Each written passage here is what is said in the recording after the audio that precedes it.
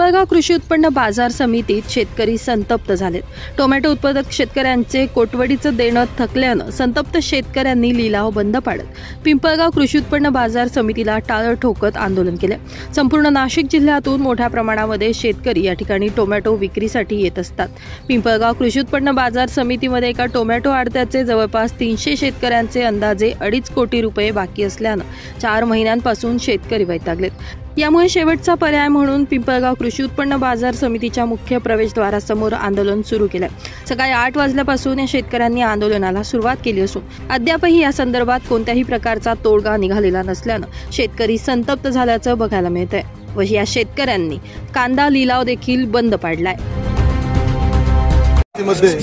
साधारण 3-3.5 कोटीच्या आसपास टोमॅटो शेतकऱ्यांचे पैसे अटकलेले आहेत। कुठलाही नियम असा म्हणतो का ज्यावेळेस कृषी उत्पन्न बाजार समितीमध्ये आपण माल विकतो त्यावेळेस शेतकऱ्यांना 24 तासाच्या आत पैसे मिळाले पाहिजे। हा कायदा आहे, हा नियम आहे। परंतु कृषी उत्पन्न बाजार समितीने तब्बल 4.5 महिने झाले आजपर्यंतही या सर्व शेतकऱ्यांना 1 रुपया टोमॅटोचा दिलेला नाही।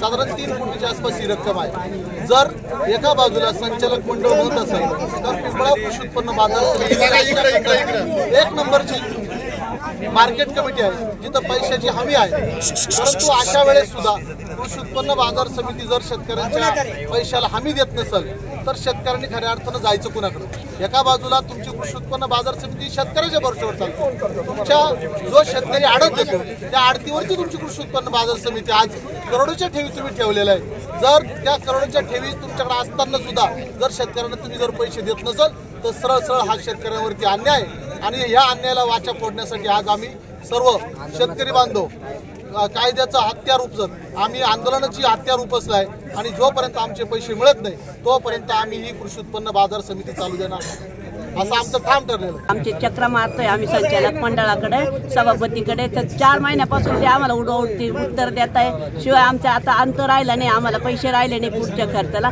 त्यामुळे आम्हाला गेटवर बसायचा निर्णय घ्यायला लागला आणि आम्ही इथं गेटला कुलूप लावायला इथे आम्ही जमलो आहे। जोपर्यंत आमचे पैसे मिळत नाही तोपर्यंत आम्ही गेटवर उठणार नाही। ब्युरो रिपोर्ट, नाशिक माझा न्यूज, नाशिक।